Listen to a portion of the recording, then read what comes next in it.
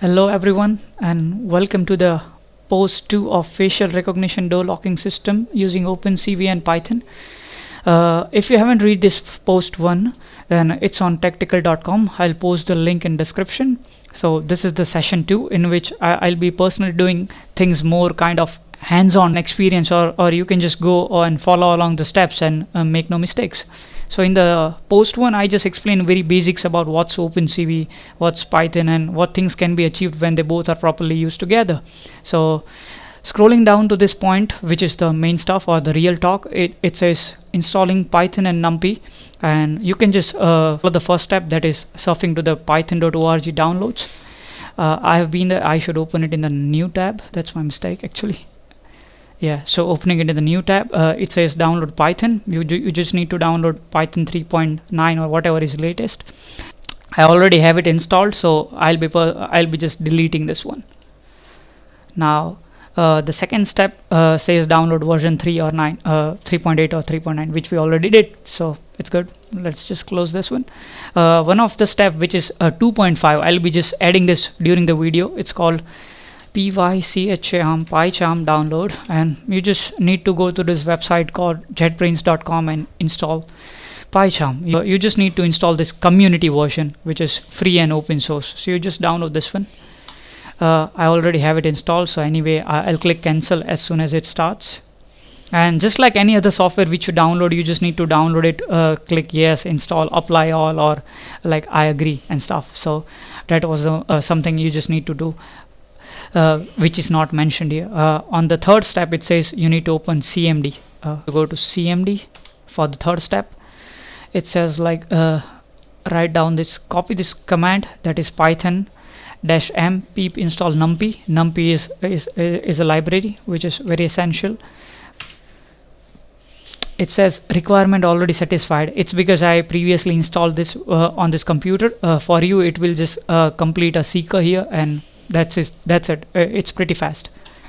And the next step is same. You just need to open the command after installing numpy, and now you need to install OpenCV, and I'll be just pasting it, hitting enter, and it again says like requirement already satisfied. If it's first time for you, then it will complete the whole process. Installing numpy and OpenCV Python, there's something which you can add. You just need to use the upper button of your keyboard for going to the codes which are already in the CMD.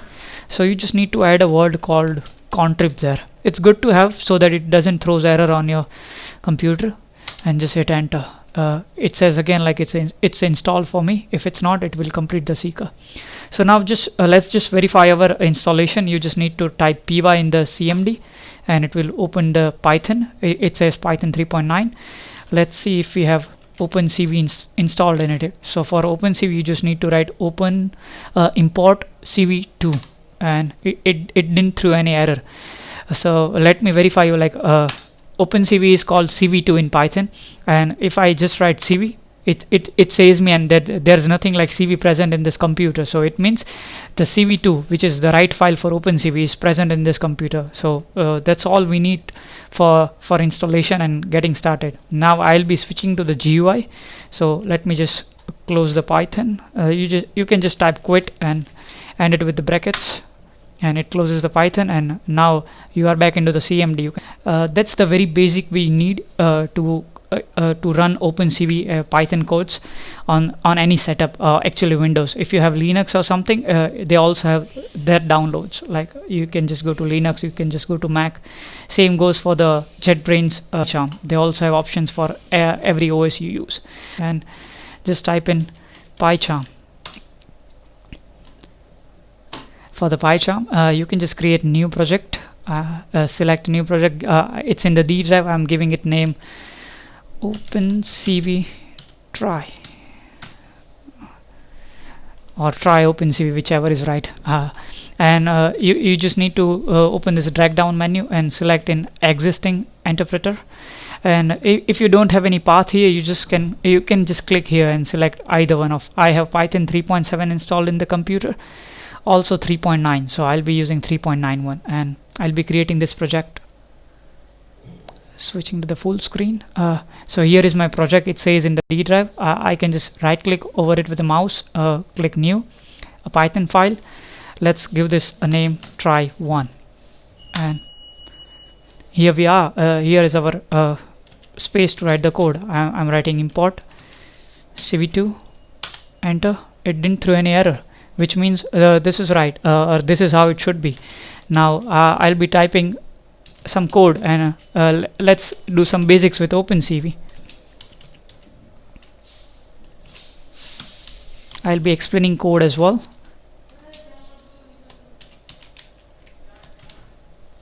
So since we are dealing with images and videos, we'll be needing some data set. So you can just go to the Google Chrome and type in USC for University of Southern California OpenCV image database. You can just go to the first website, that is USICP image database. Go to any of this. I'll be selecting the MISC, and this is where misc.zip, and you can just download it. You can go to your files and go to downloads. You can just unzip this one, and as you see, now we have many images present. These are images by means for contributing to the OpenCV and present on the website of University of Southern California. I'll be pasting them on desktop for ease of access. Also, if you have any trouble setting up your PyCharm, then there's this very good documentation given by JetBrains itself. So I'll be pasting this link on the description. So closing that one too. Coming back to Python. So since now I'm on the desktop, so I can just go to the image. Suppose I want to import this image, I can go to its properties, and I have just copied its path, and you just need to remember the name, or for your ease you can rename it as img1. Now going back to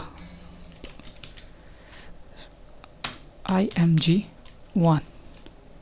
So that would be your path for image. Need to add double slashes there because that's how Python works, because single slash is used for like this inverted commas or commas you want, or for the next line. So for path you need to have double.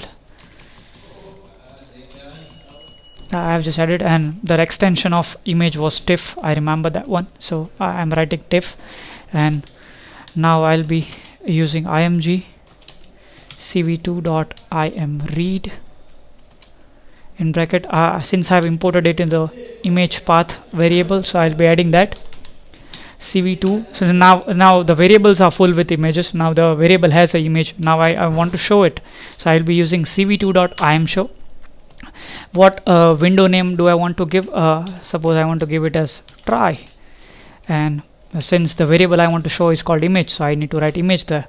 And now I want to show it until someone presses something on the keyboard, so I'll write cv2 wait key delay 0, cv2 dot destroy all windows if something happens, or like if any buttons are pressed, then it will destroy all the windows.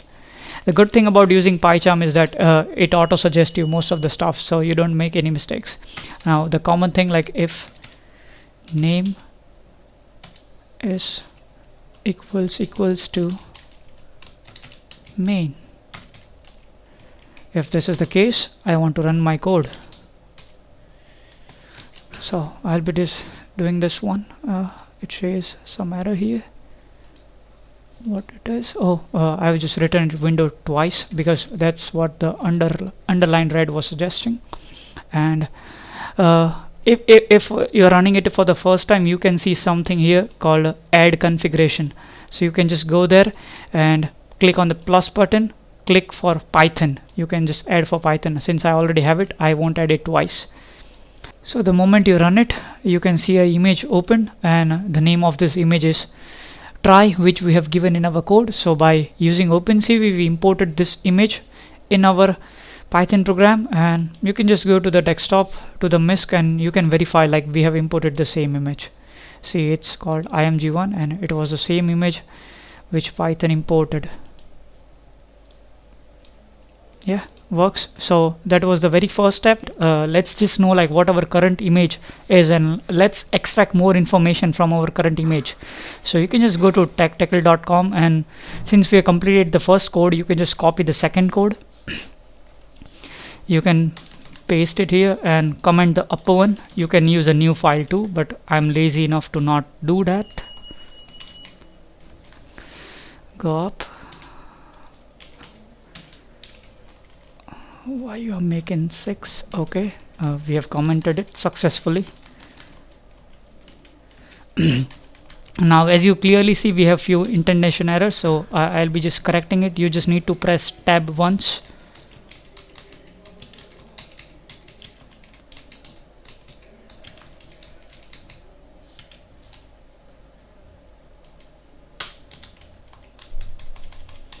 And we need to insert our path. I'll be just erasing this one and use the same image instead. So the image, I have updated the path, and this last indentation was remaining. I can just run my code and get all the information over here. I'll be just pulling it up. It says the type of image is an array. Since we're using numpy, it's saying np array, but it's just an array, and basically every images are lineups of array, so it's array. Its dimension type is unsigned integer 8. The shape is 256 pixels into 256 pixels. Its dimensions means the channels it is made up of. Normally images are of red, blue and green channel. Since I imported it with a 0 here, it shows me 2, which is just black and white. As soon as I remove the 0 over here and rerun the code, you can see it's 3 now, which stands for RGB. If I just put a 0 over here while importing, it will import an black and white image. Sorry, I just need to add this H over here, and again 0 and 2, and the end dimension and the size, everything is written over here. So just to show you the example of 0, like what 0 can do without converting. Want to convert your image into black and white, like importing a color image and convert that image into black and white. How can you do it? So just comment this code as well.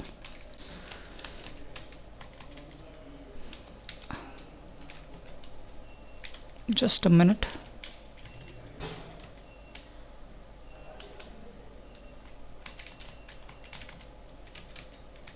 And the below code is commented, and now I'm normally importing the image, and the image comes up as a color one.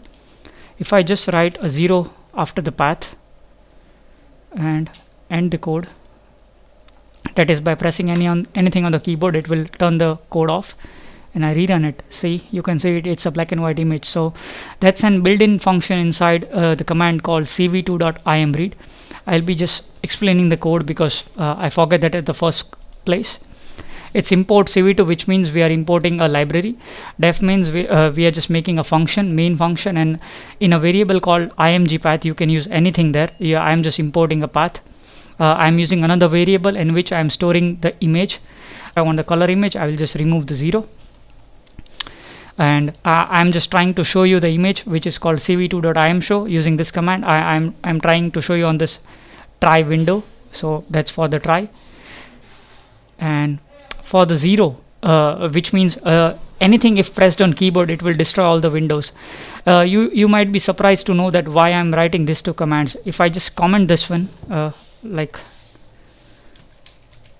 it won't show up any image because the function just keep on work, and it will use a lot of memory of the computer, and it will just won't show you up any image. So these are compulsory after importing any images.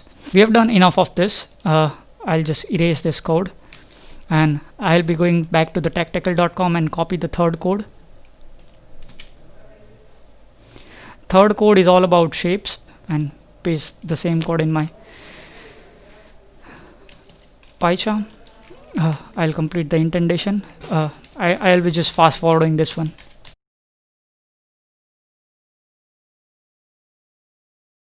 So in the new code we just pasted, I'm going to take a canvas of 512 cross 512 dimension of 3 channels, that is BGR. In OpenCV we have a different convention, not RGB, we call it BGR, and of the type uint 8.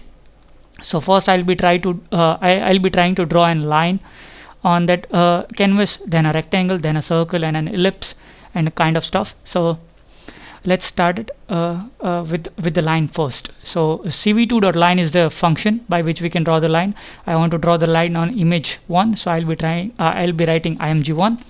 Then the start points x1 y1, x2 y2, the color, that is blue, b, g, r. I want it of the blue color, so it's 255. G, the green channel, nothing on the R channel, and this 2 stands for the thickness. Same goes for the rectangle, that is the start points, the end points, and this is BG, so that is a green color one, no blue, no red, and thickness is 2. For the circle, I do have radius, that is 50 over here, the start points, that is 60, 60, and I want it of red color, and if I write -1 in there, it will fill up entirely image from inside, like it will fill up everything from inside. So for ellipse, we do have minor axis, major axis, and again the same stuff, but this time we are using all the 3 colors. We want it filled it from inside, so we do have a -1 over here. If you just want a border, you can just write border of any thickness over here. Then we have made up some points to draw in polygon. So here are the points. I have marked up all of the points in an array, and I have just reshaped this array in a polyline function, and I've called everything in that function. Also, I'm just bringing a text right now. Let's just write TechTackled, and I'm using some of the inbuilt functions, the location, which color of the text, and the font size.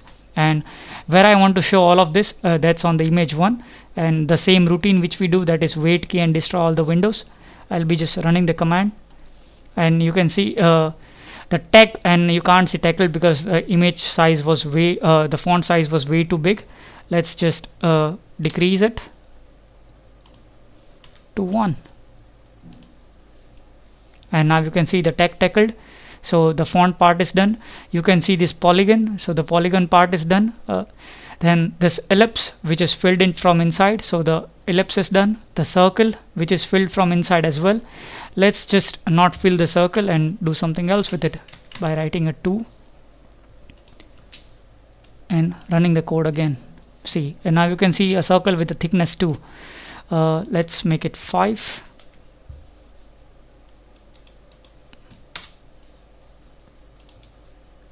Now you can see a thicker circle. The rectangle, if you want to fill it from inside, I'll be just writing -1, closing the old image, starting the new image, and you can see the filled in rectangle.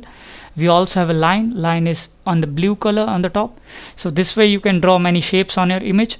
Now if I just selected an canvas, I can also use my own image which I have from my desktop and draw things on it. Like for image processing, you will need a text box in your face and kind of stuff. So let's just do something a very basic one of that. I'll be just taking the location, giving it to the image. The name was img1.tiff. I'll be just closing this, and I also need to add 2 forward slashes or backward slashes since it is Windows. So we got an error here, and error is because we didn't read the image, we just imported the path. As you can see, like I just had the path here, but I never read the image using this command called cv2.imread, and then I have to give the path value to it, and now my error should be fixed. Yes, here it is. So you can see like the images has been done this way. All the shapes are now displayed on the image which we wanted to import. Now let's just make it +1.